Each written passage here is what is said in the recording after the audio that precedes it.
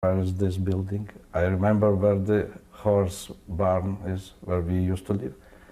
We stayed in a horse barn because the building was so crowded. There was a lot of people over there. And they placed us in a horse barn.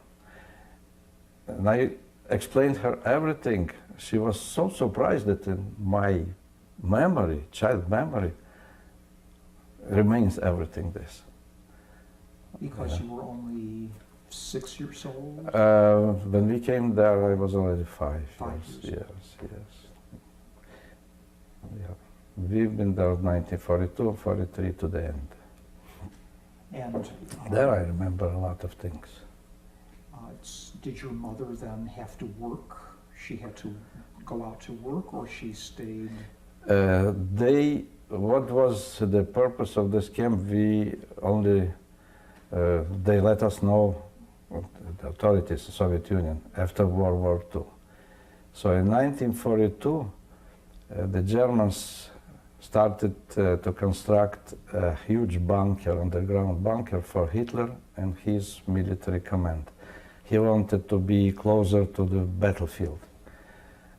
So they surrounded this place by camps, prisoners of war, civilians. Then they selected people from the camps for the construction site, and nobody knows up to today where they killed those people, because shouldn't be no evidence, no witnesses what they did there. And the rest of the people used to live in the camp, and some of them worked. My mother sometimes worked in their headquarters of the guards. They took her, she was sweeping floors, preparing something, to bringing water, something else, and then in the kitchen, the kitchen worked one Ukrainian woman from the village. She helped her. Sometimes she used to give her some food, and my mother brought. That's probably that we survived. But 2 grandmothers died from starvation, from maybe illnesses. My younger brother as well. When did your younger brother die? In 1943, yes. It was a severe winter cold, and that time they started already gradually liquidation of the camp, because the Soviet army was already in offensive. And my younger brother died, but it was so cold, and my mother kept him wrapped in some old something clothes, I don't know. She kept him for 2 or 3 weeks, she told us. I don't remember this, but she told us. This was our salvation, because that time they started the liquidation, they started to kill people. That's what I show you on the picture, the huge graves. They used to bring their people and shot them. So, and my mother told us that 6 times they took us also, her and me, myself and my dead brother, and we stood on the edge of the pit waiting for our bullets, and I don't know, she didn't know what's happened. That 6 times I was aside holding her skirt, and she held this, my frozen brother. He was like a log, frozen. And they didn't know that he is dead. They thought that she is carrying a little child.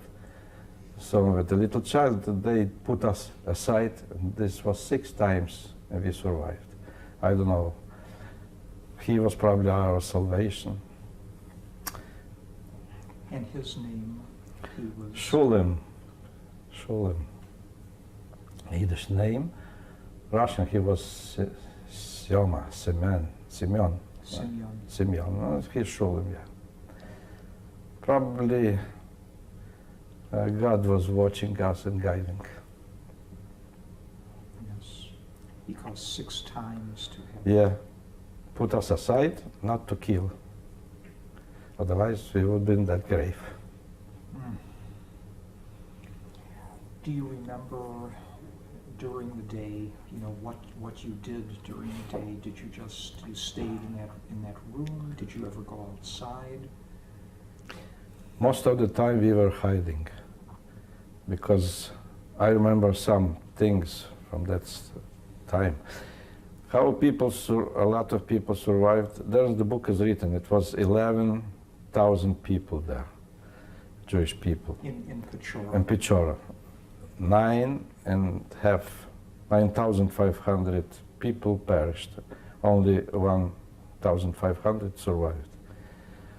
So how people survived a little. Some people got, when they were deported to Pechora, they took their belongings, what they got. Some people got golden earrings, necklaces, some coins, some jewelry, something else.